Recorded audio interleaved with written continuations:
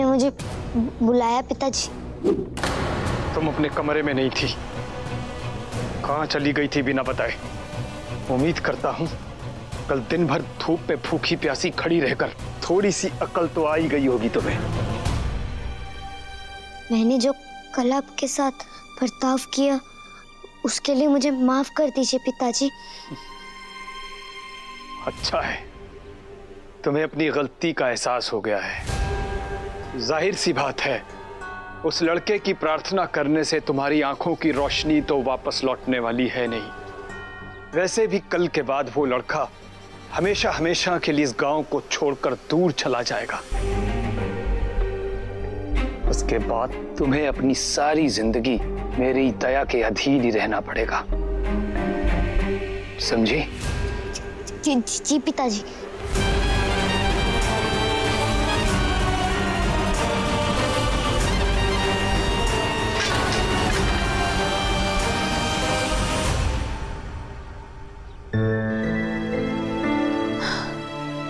ईश्वर का लाख लाख शुक्र है कि तुम सही समय पर शहर से वापस आ गई। बस ईश्वर इतनी कृपा करे कि यीशु को गांव छोड़कर ना जाना पड़े। बेटा, नीमा को लगता है कि उसकी आंखों की रोशनी कभी नहीं लौटेगी। आप मुझसे यही बात छुपा रही है ना? तुम्हें ये बात पता है? हाँ, मैं जानता हूँ कि नीमा को परमेश्वर पर भरोसा नहीं है, लेकिन मुझे पूरा विश्वास है माँ कि आज शाम तक नीमा जरूर परमपिता परमेश्वर पर भरोसा करेगी। और अगर परमपिता की कृपा हुई तो नीमा की आंखों की रोशनी जरूर लौटेगी। मुझे पूरा विश्वास है माँ।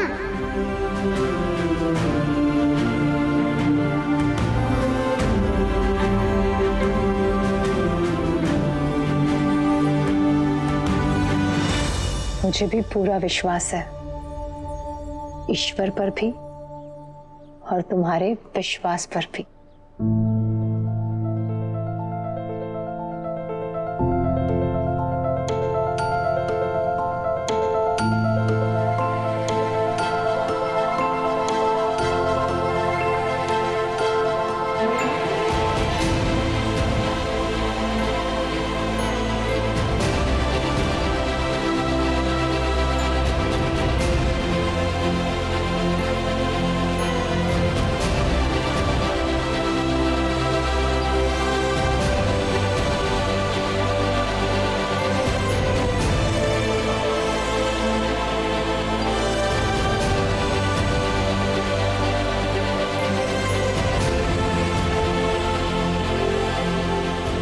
माँ, अभी कुछ देर पहले हम शहर से लौटे हैं, लेकिन मुझे फिर से जाना है अकेले।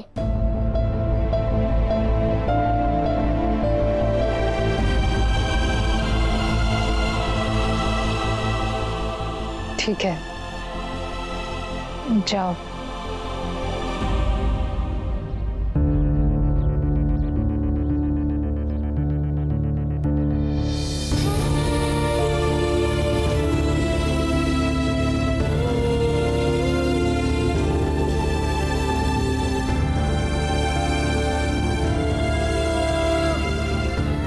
अचानक खुद को असहाय महसूस कर रही हूँ। क्या ये भविष्य का संकेत है? जी करता है अपनी गोद में उठाकर यीशु को अग्नि पर चल पड़ूं, खुद जल जाऊं लेकिन उस पर आंच भी ना आने दूं। लेकिन मैं जानती हूं ईश्वर की संतान है ये यीशु, संसार को साथ लेकर सबको हर तपिश से बचा लेगा।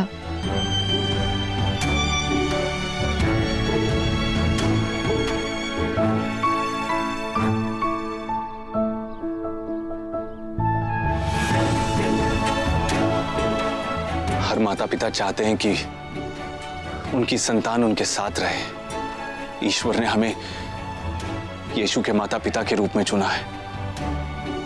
हमारी यात्रा अन्य माता पिताओं से अलग ही होने वाली है। मैं जानती हूँ कि एक दिन यीशु हमें छोड़कर दूर चला जाएगा, लेकिन अभी वो छोटा है। इसलिए डर जाती हूँ।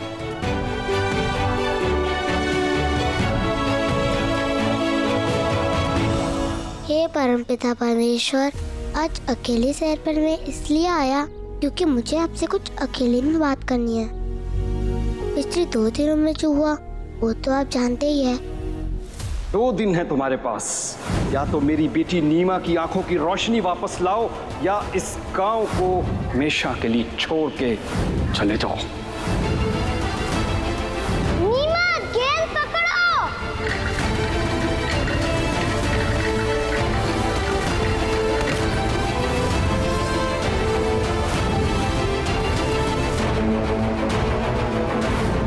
मुझे पूरा विश्वास है कि आज परमपिता परमेश्वर के आशीर्वाद से इन सभी फूलों के रंग अपनी आंखों से देख पाओगी। आज रब्बी गुरुजी की चुनौती का आखिरी दिन है, इसलिए माँ, पिताजी, चाचा चाची, नीमा की माँ और नीमा सब लोग बहुत चिंतित हैं। मुझे पूरा विश्वास है कि आज परमपिता परमेश्वर के आशीर्वाद से इन सभी फूलों के रंग अपनी आंखों से देख पाओगी। मैं जानती हूँ यीशु, ईश्वर के प्रति तुम्हारी आस्था अटूट है, पर तुम बहुत भोले और मासूम हो। कैसे समझाऊं तुम्हें कि ऐसा कोई चमत्कार नहीं हो सकता जिससे मेरी आंखों की रोशनी वापस आ जाए। कैसे समझाऊं तुम्हें?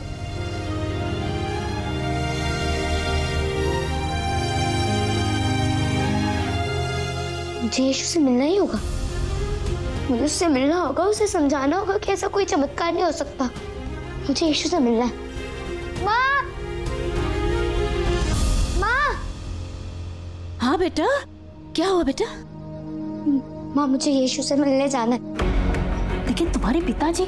माँ, इससे पहले कि आज शाम को पिताजी उसे नहीं, नहीं माँ, मेरा यीशु से मिलना बहुत जरूरी है। अच्छा ठीक है, अभी तुम्हारे पिताजी भक्तों के साथ व्यस्त हैं। इससे पहले सभा खत्म हो हमें लौटकर आ जाना होगा, ठीक है? चलो आओ, चलो जल्दी चलो। माँ कहती है कि सही मायने में न्याय करने वाले तो आप ही है। मैं तो बस वही कर रहा हूँ जो मैंने आप पर विश्वास करके सीखा है, और आपके प्रति मैं यही विश्वास नीमा के अंदर जगाना चाहता हूँ। हे परमपिता परमेश्वर, मुझे कोई संकेत दीजिए जिससे मैं ये जान सकूं कि मैं सही रास्ते पर हूँ।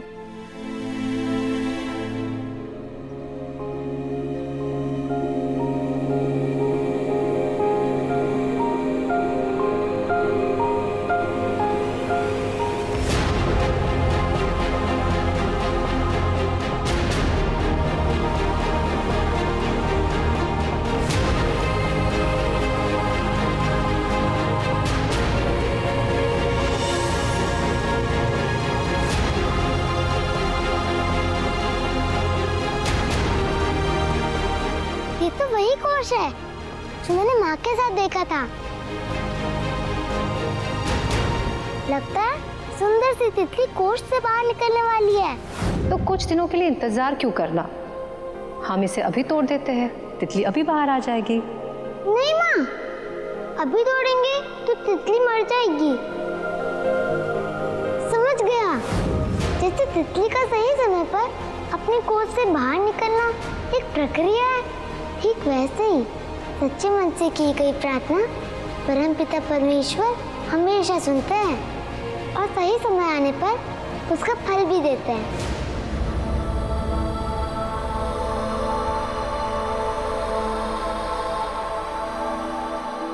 तुम्हारे ये सुंदर पंख उड़ने को तैयार है, तुम उड़ सकती हो।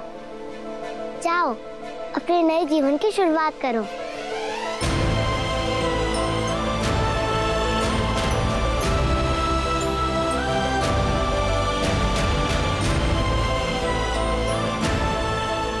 मैं सही रास्ते पर हूँ, ये संकेत देने के लिए आभार परमपिता।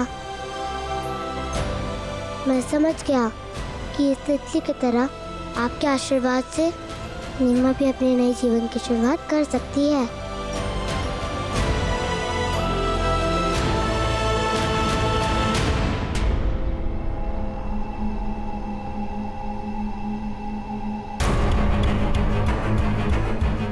ऐसे चोरों की तरह तुम दोनों छुप छुप कर कहाँ जा रही हो? जी बस वो क्या? मैं माँ को साथ लेकर यीशु से मिलने जा रही हूँ पिताजी। मूर्ख लड़की, कल दिन भर धूप में भूखी प्यासी खड़ी रहने के बाद भी ये कल ठिकाने नहीं आई तुम्हारी? मैं तो आपके बारे में सोचकर ही यीशु से मिलने जा रही थी पिताजी।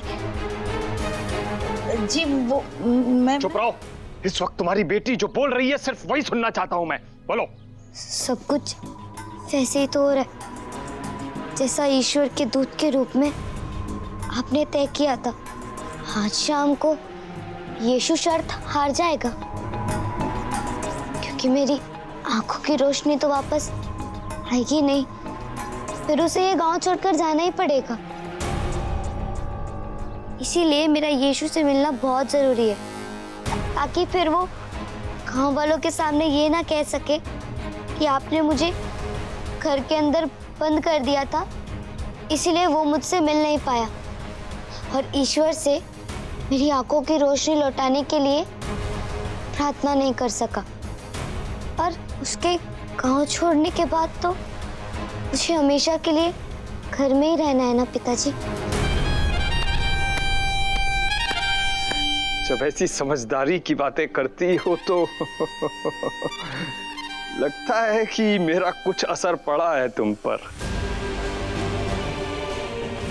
ठीक है, मिला उस एक दिन के मेहमान यीशु से।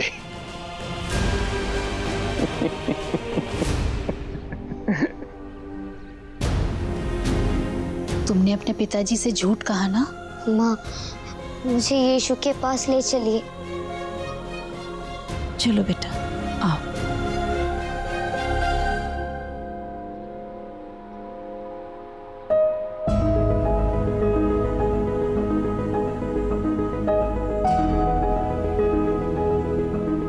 मैरी, आ जाएगा यीशु, चिंता मत करो।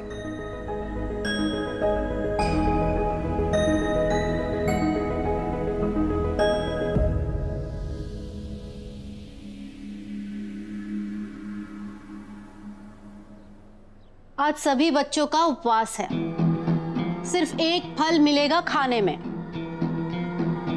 चाची, मुझे भी उपवास करना होगा?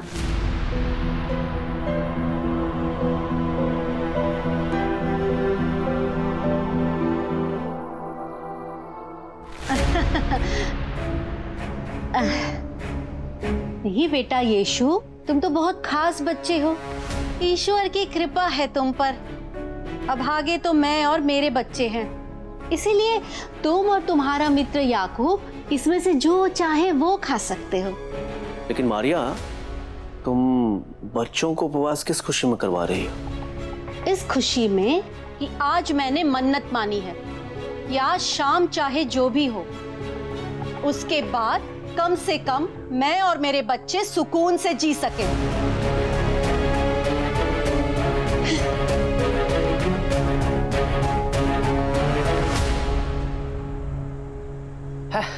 इसमें कौन सी बड़ी बात है? अपनी माँ के लिए एक दिन का उपवास तो रख ही सकते हो। अरे हाँ, लेकिन तुम लोग तो फल जितने मर्जी हो खा सकते हो, है ना? एक काम करते हैं, तुम सब मेरे साथ बाजार चलो और अपनी पसंद के फल पेट भर के खा लेना, ठीक है? और याकूब, तुम्हें कैसे छोड़ सकता हूं? तुम भी चलो, चलो चलो चलो, जल्दी जल्दी जल्दी चल चल। माँ, चाची मुझसे बहुत परेशान है ना? नहीं बेटा, कभी कभी बड़े लोग अपनी असली भावनाएं छुपाने के लिए गुस्से का सहारा लेते हैं। अपनी चाची की बातों का बुरा मत मानो। हाँ, आज परमपिता परमेश्वर ने मुझे संकेत दिया कि मैं सही रास्ते पर हूँ। और पता है, मैंने तितली को कोस से बाहर निकलते हुए देखा और उसने कोष को बिना किसी की मदद लिए खुद तोड़ा। मैं भी नीमा को तैयार करूंगा कि वो अपनी इच्छा से खुद को परमेश्वर के चरणों में समर्पित कर दे। फिर देखना, परमपिता परमेश्वर सब कुछ ठीक कर देंगे। यीशु,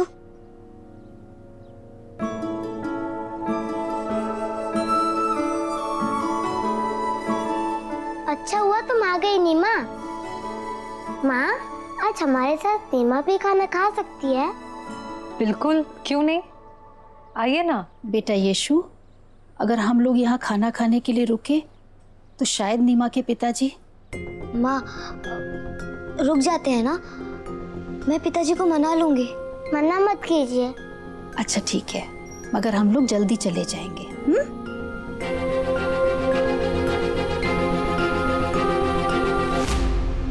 तुमने अपने पिताजी से झूठ बोला था या तुम यीशु से झूठ बोल रही हो? मैंने किसी से झूठ नहीं बोला माँ, और जो पिताजी को कहा वो इसीलिए कहा क्योंकि मैं जानती हूँ कि कुछ बदलने वाला नहीं है। मैं यीशु को दिल से अपना दोस्त मानती हूँ। मैं उसे बताना चाहती हूँ कि मुझे ईश्वर पर भरोसा नहीं है। मेरी आंखों की रोशनी कभी वापस नहीं आ सकती, न ही आज और न ही कभी और।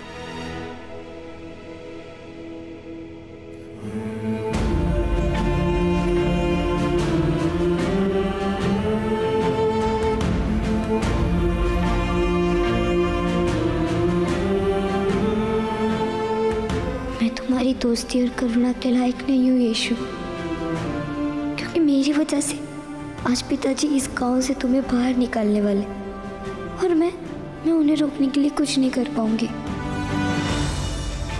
परमपिता परमेश्वर की कृपा से तुम अपना अगला भोजन अपनी आंखों से देखकर अपने हाथों से खाओगी नीमा।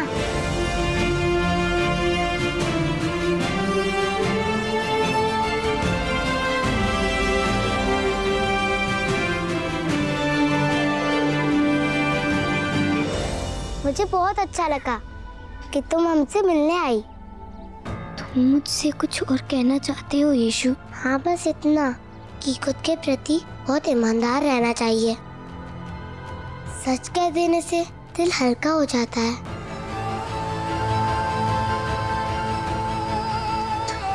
तुम इतने छोटे हो और सब जान जाते हो। मैं बस इतना कहना चाहती थी, हो सके तो मुझे माफ कर देना यीशु। अब तक तुमने ऐसा कुछ भी नहीं किया जिसके लिए तुम्हें माफी मांगनी पड़े। सिर्फ दूसरों के व्यवहार और अपने विचारों की पीड़ा भोगी है तुमने। लेकिन मैं जानता हूँ कि तुम परमपिता परमेश्वर के आगे समर्पण करोगी और फिर वो सब संभालेंगे।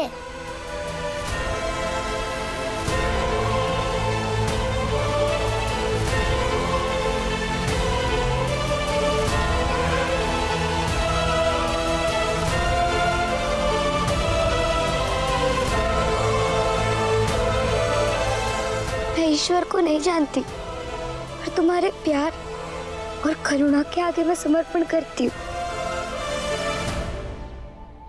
क्या इतना काफी नहीं है यीशु? नहीं,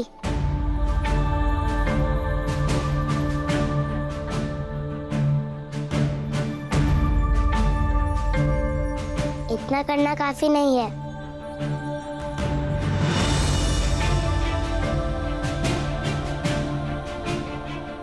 या तो परमपिता परमेश्वर के आगे समर्पण करो या फिर इस सच को जान लो कि किसी के आगे सर झुकाने का मतलब है परमपिता परमेश्वर के आगे सर झुकाना।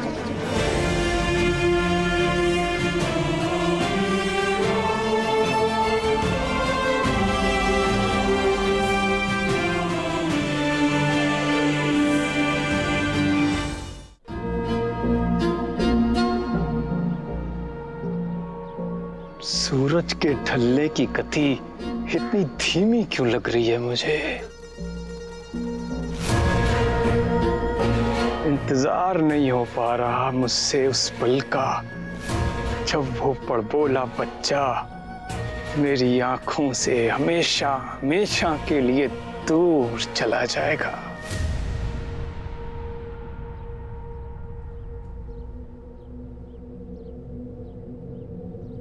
रीना, नीमा को तैयार करो जल्दी से।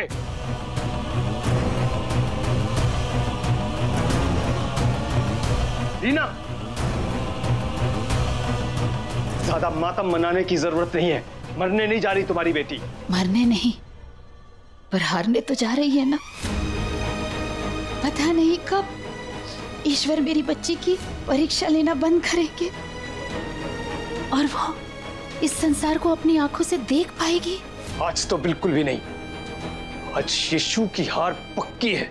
सवाल मेरी हार या जीत का नहीं है, सवाल नीमा की जिंदगी का है।